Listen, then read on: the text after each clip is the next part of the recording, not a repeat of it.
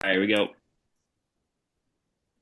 All right, and welcome, guys, to the Whine and Dyn Dynasty League podcast. You're here with one of your hosts, Thomas. Love this league, and I'm here along with the commissioner. So let me pass it over to him. Thank you, Thomas. All right, we're getting into it today, just giving a brief overview of the league and trying to get started. This is one of the first times we've done this, and hopefully, we make it a bunch of fun for all of us. And as someone who this was my first Dynasty League being in and absolutely loving it, what do you think so far has been the best part of being a commish? So, was a commish of a standard league. It was fine. It's just not as active, and so I love the year-round drama.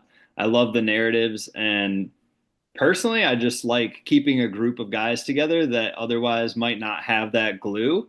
So it's been a lot of fun for that reason. And, for me, I'm lucky. I brought in a lot of you all, so I am friends with each of you individually.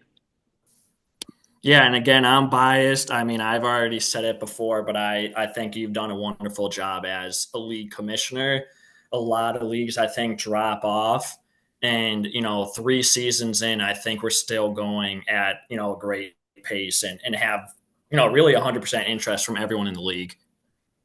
I appreciate that. Well, I'm gonna share my screen a bit here. We're gonna talk through kind of how we got here and get into just how this league came about. But we have done a little work recently on it. The league was following a different script year to year, just on being young, and we're gonna take a peek at some of the things that have kept us going and some of our unique rules. So we've got to first get this screen sharing thing hidden because it's right in my face. Bear with us, guys. It's our first time here.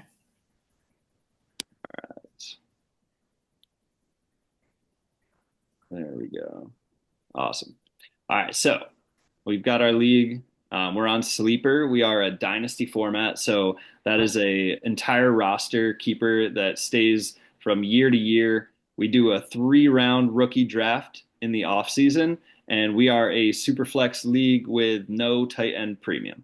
So we stay with the defense, but no kicker, 9 bench, 2 IR, and 4 taxi. For those of you who don't know taxi, it was new to us as well in the Sleeper League. It's a way to keep young guys without having to worry about losing them just because they're not relevant for a year. You can keep them year to year until you're ready to use them. And I just wanted to clarify because this was my first time doing a Superflex league. I don't know if you could see it, but the Superflex allows you to play two quarterbacks if you would like. Yep. So preview here of my team, even though we didn't make it very far this year, but you can see the roster breakdown. QB down below, we've got a wide receiver or tight end or QB position. Yeah, it's telling that Debo was my super flex for the final week. Yeah, and in Dynasty, from our league at least, seeing it most of the time, you will see a second quarterback in that Superflex spot. Yeah, so one of the things I like about it is keeping it organized for everyone. But the last few years, getting to see the different teams that have won the league and then putting together a form for the end of year has been fun. So we've got this survey that we send out. Everyone puts together their Pro Bowl team. That's probably the most fun part of it for me, is to see who everyone throws on their Pro Bowl. It's not always their best player. You can see McLaurin made it, even though our friend had Lamar Jackson. But the Pro Bowl teams from year to year do show who was relevant that maybe wasn't expected or that was just a dominant force. So Yeah, that's, I and mean, what is your favorite part of being part of the league and a part of Wine and Dine, Thomas? as you mentioned earlier about adding rules year after year, one of the things that we added, I believe, after the 2022 season going into 2023 was, or no, 2023, I think, the year after I won my championship. um, was the championship matchup. Those two players would, at the end of the year, have a divisional draft. Champion starting first, followed by the runner up. And in my opinion, prior to that, we just had our two set divisions. But this added a really cool twist, and I think a lot of people look forward to it. Gives you some bulletin board material if you're an early pick. And those later on guys, it shows you some of that respect that those guys have for you. Yeah, not a problem for content having divisions. We did a five divisions or a five-team division and another five-team division. It certainly brought a lot of content because you ultimately will have a group of friends against a group of friends, or you'll have some randomized values where you create the divisions. But for us, it was problematic because one was just far superior to the other for the first two seasons. So this rule kind of brought back the energy behind having divisions at all. And it just made schedule making much easier as well because you had essentially the one could play the one as an off week, but otherwise you play your division twice, you play the other league once, and then it's one rivalry game or one out of division game outside of that. So it made the schedule fun. We draft those divisions pretty soon after the championship. We actually have that coming up. So why don't we do a mock draft today? Let's do it. Let's do it. Let's give the people what they want to see. All right. So uh, he mentioned it. I'm sure he'll mention it 1,000 times. He has been the champion of this league. 2023 season ended with you as the title winner. So you can take first pick. Let me know who you want to see. All right, let's throw Big Daddy Clue up there. Let me Three and see what that 11. roster's looking like. Not a bad place to start. And so yeah, so with Clue, he would be my first pick. Clue joined the league 2 seasons in, so this is not the team that he drafted. This was just the team he was given. There's not many future assets. He doesn't have a first rounder this year.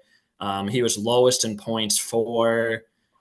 I think he did have the worst record overall. I mean, he came back at the end of the year. He started having some respectable weekly performances. He's got Drake May, but compared to the rest of the league, I think his team is the weakest. So he will be my first round pick or first overall pick for divisions. All right. The obvious one off the board. Um, the easy one to look at is going to be that other 3 and 11. So let's take a peek.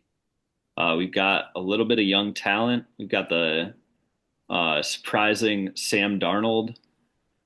There is an age factor with Kittle and Rodgers. Let's see. Am I getting two here on the turn? Yes, yep.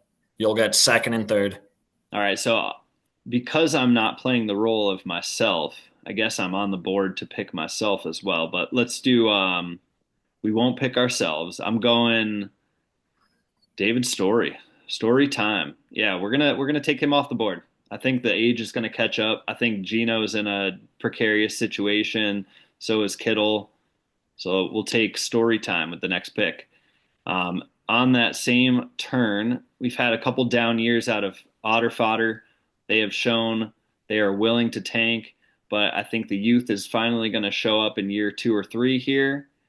Bowers is a monster, so let me take a playoff team from this year, actually. The Zalor team here is going to be my next pick with the 1-3. Yeah, I think that's a respectable 2-3. Zalor put together a good run this year. 9-5,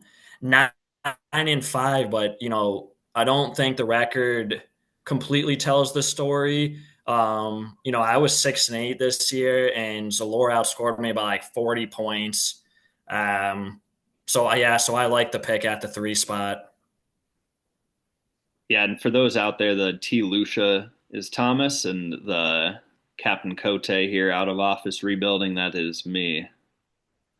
And with the 4th pick, I'm gonna act as if I was one of the final 2 teams, so either Sean or Cody. I would end up, I hate to say it, I would end up picking myself. Um, I had a good run early on, but some of my guys aged out. I got rid of some older guys, but oh man, it's not appealing looking at that Ross starting lineup right now. Boy, I mean, I got a lot to work on. I got some nice rookies that I need to hit their stride. CD I Lamb liked will obviously Coleman. I be. liked Worthy when you took him. Yeah, I need them to take the next step this year for me to get back into that contending role.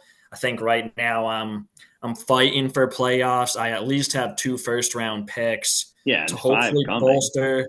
Yep, to hopefully bolster my lineup. But yeah, compared to the rest of the league, I think I would go with myself at the 4 spot. Um, and then at the 5 spot, can we pull up Otter Fodder there? At the 5 spot, I think, if you look at Farrell's roster, he does have a lot of good talent. The one problem that I see with Farrell is that he's got a lot of options at the wide receiver. And I don't know, year two, I felt like I kind of had the same problem.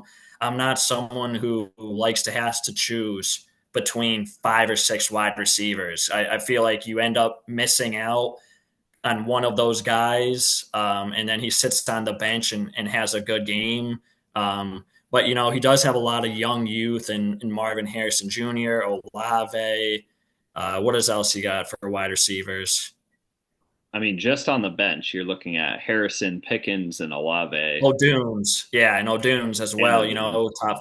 Then he's got Bowers, he's got Njigba, Nico, a chain, Lad. It's a good roster, but like I said, I think on a week to week basis, it's going to be tough for him to correctly choose his lineup. So just again at the 4th pick, I went with myself, and at the 5th pick, I'm taking Otter Fodder. All right. And I feel personally honored to go 5 and 9 and not be picked yet is great. I do feel like that's where we're headed here. The next pick, if you look at the starters, it doesn't tell the full story, but I don't think that a Garrett Wilson and BTJ good season is going to be enough to carry the rest of the squad to a title next year. So, going to be asking a lot of Kamara, CMC, some of these injury prone guys coming off injury. And then, hopefully we get something out of Penix and maybe some of Penix the did look good this last week. He looked really good. that's, And I think his value skyrocketed. That's helpful that he started in his first year, but it does look tough. I'm going to take the Captain Cote team off the board here. I have some picks coming as well. he does Another have the very first overall pick, so that's an instant starter. Probably put right into his lineup from day one. trying to keep it close to the vest, but we all know it's Genty. Yeah, The he seems to be the consensus number one. the the gym class heroes just getting decimated, getting picked already. I think the obvious point is that the Fay Them division was tougher this year. So the next pick here is between Fay, Will, absolute rivals in this league, or Sean and Lukasic, here for the beer. I'm going to take a look at the Fay team. This is our villain of the league and just Yes, it absolute is. blast to root against. There is not a lot here to pick apart in the starting lineup. But if I were to nitpick, the Burrow healthy season didn't net him any money this year. So there is something to look forward to if we are going into the new year. Travis Kelce might not be his full self again. The bench here is not super strong, and Tyreek, some question marks there. So I feel pretty good about this pick. I'm gonna take the Fay Them team, Mike Fay. I like the pick. And just to go back to it, I think this is where that division pick comes into play. Of you, at least in my opinion, it was pretty noticeable. One division was weaker than the other. So, I did pick that division, and I get to play those teams twice versus playing those that stacked other division once. But Right. that leaves me Yeah. with, I What does think it's that put just me? Will. I'm at second in points if I were in your division, but I Yep. don't even make the playoffs. So, Right. Yep. And so again, that's why those division picks are so crucial. But with the last pick, then I'll be going with who I definitely view as a contender for the upcoming year, Will G7. If we could pull that roster up. The big thing with Will is see if it shows all of the guys. I don't know if it's gonna. Will had a very good rookie draft last year. He landed himself Jaden Daniels and Malik Neighbors. Um, Unfortunately, traded away Saquon, but at the time, it definitely was a tough knowing that Brees was going to have the season he did. But with that being said, like you have a deep roster when Brees Hall is on your bench. He's got a lot of good wide receivers. T. Higgins was a huge play, especially coming into playoffs. He's got he's got two quarterbacks that are dual threat, and those rush yards are key for a quarterback. I really do think Will be competing for a championship this coming year. So I think respectfully, I agree that he should be the last pick in this divisional draft. yeah, so two on the board if we were to play it out, but we are those two. So we're acting as Yep. Sean Salads and here for the beer this time. I think they rightfully would be the top two picks, but let's take a peek at the teams. So this was our runner up this past season. They'd be picking second, like I am here. The Lamar Jackson led here for the beer squad. This was my rival this year, and they just didn't face the injuries that they could have. They made a few timely trades that didn't work out, or else the title could have been in hand. But they got themselves Mahomes, Cooper Cup toward the end of the year to try to make a final push. And I think that's why they were in the money round. The bench here just does not look like it is going to help. Jaden Reed is at least competent as a starter, but for them to have just nothing on that bench right now, they're going to have to draft well. Yeah, I mean, I think the big thing with Cody's team was this stretch where Mike Evans and Chris Godwin was hurt, and he had K Dot and slide into that tight end position. And Otten had this 5 or 6 week stint where he's putting up. Can we see it there? Right there, 18, 29, 21. Oh, definitely not as good as I thought it was, but he had this little stretch where Otten could come in, and when you're getting 20 plus out of a tight end, that's huge for you. And once he kind of dipped off, I think Cody's team started to dip off itself. Um, but very good season out of Cody. Big time. Yeah, so the final team here, our champ, this is just unreal to look at. It's Yeah, almost like if you took a standard league and just put together the 12 best players. It took him a few draft picks. It took him, 20 trades in the last year, but he just seemed to win every single one of those trades. You're getting just top tier wide receiver, running back, quarterback, the next guy up when he needed it with James Conner, Anthony Richardson. A couple weeks he started him, he got 20 plus. This was just a bloodbath trying to go up against this team, yeah, and it looks different going into a future year, but the injury luck plays a role. We saw multiple 200-point performances, yeah. so this was I think impossible to beat. 2,100 points on the year, which was by far the most we've seen out of our 3 seasons. It was tough is an understatement going against Salads. You had to hope he had a bad week, and a bad week for him is still 130. Um, Overall, put together a very good team, and not to mention he has two top four picks coming up in our rookie draft. So he's going to continuously add in some more youth. Both of those guys could probably be day one starters in your starting lineup. Maybe not his because he's so loaded, but not a bad problem to have at all. Great year out of the champ, Sean. Absolutely. Well, it's been great doing the mock draft. I wish we had the pleasure this year of doing the real division draft. But looking back at it, we're picking essentially a couple from each one. So hopefully it balances things out and we can take down Sean. No back-to-backs this year. It was awesome to get this first one under the belt, Thomas. Appreciate it. Yeah, no, I had a blast doing this. Again, I want to first thank Kamish for putting the league together. This is the most fun I've ever had. And to anyone who ends up watching this, we hope you got a little out of this. Most of all, it was really fun for us to do. And we hope that you continue to tune in for us. We hope to bring you guys some more content. And that's a wrap there. Thank you guys. All right, Wine and Dine out.